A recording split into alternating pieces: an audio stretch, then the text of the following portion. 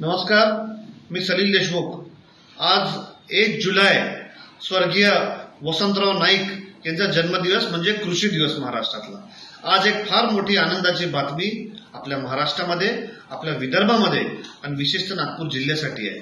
आज आपल्या नागपूर जिल्ह्यातील काटोल तालुका येथील संत्रा प्रक्रिया केंद्र जे गेल्या 15 वर्षापासून 2010 पासून जे न्यायप्रविष्ट होता, गेला कुठेतरी आज मार्ग मोकळा झाला आहे।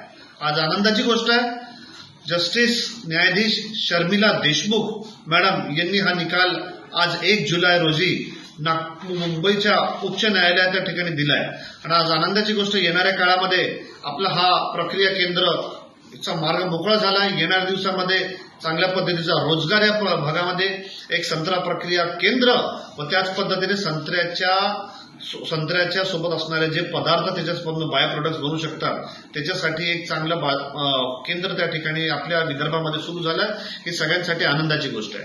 गेल्या 15 वर्षापासून याची न्यायालयीन लढाई त्या ठिकाणी चालू होती आणि आज येत्या 4 आठवड्यामध्ये न्यायालयाने सांगितलं आहे, जस्टिस शर्मिला देशमुख यांनी सांगितलं की 4 आठवड्यामध्ये आपल्याला याचं सील उघडून हे जमीन त्या ठिकाणी पुन्हा NIDC Maharashtra agro industries development कॉर्पोरेशनला हस्तांतरित करणार आणि येणाऱ्या दिवसामध्ये हा प्रकल्प सुरू होणार। ही एक आनंदाची गोष्ट आहे। साधारणतः 55 लाख रुपये हे कृषी विभागाच्या महाराष्ट्र ॲग्रो इंडस्ट्रीज डेव्हलपमेंट कॉर्पोरेशनने कोर्टामध्ये त्या ठिकाणी दिले सुद्धा आहे आणि येणाऱ्या दिवसामध्ये एक साधारणतः 10-15 कोटी रुपयाचा अधिकचा खर्च करून एक चांगला प्रकल्प आपल्या या विदर्भासाठी, आपल्या या महाराष्ट्रासाठी, नागपूर जिल्ह्यासाठी, संत्रा उत्पादक भागांसाठी, मग ते वरुड, मोर्शी, काटोल, कळमेश्वर, नागपूर या सगळ्या भागांच्या संत्रा उत्पादक, मोसंबी उत्पादक, किंबहुना लिंबू वर्गीय यांच्यासाठी एक मोठं अनुदान ठरेल, याच्याबद्दल मला कुठेतरी दुमत वाटत नाही।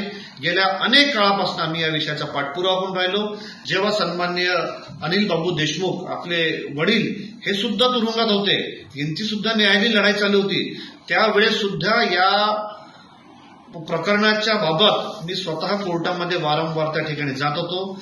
5-6 वर्ष सातत्यपूर्ण पाठपुरावा करून 5-6 वर्ष सातत्यपूर्ण या विषयाचा लढा देऊन कोर्टाच्या माध्यमातून आज आपली बाजू मोकळी झाली आहे। या गोष्टीचं अभिनंदन आणि त्या गोष्टीसाठी आज मी या ठिकाणी आपल्या सगळ्यांना याची विनंती केली। आपण अशाच पद्धतीने आशीर्वाद द्यावा आणि चांगला प्रकल्प आपल्या या विदर्भामध्ये, या नागपूर जिल्ह्यामध्ये आपण त्या ठिकाणी काटोल डोंगरगाव इथे पुन्हा सुरू करू। धन्यवाद।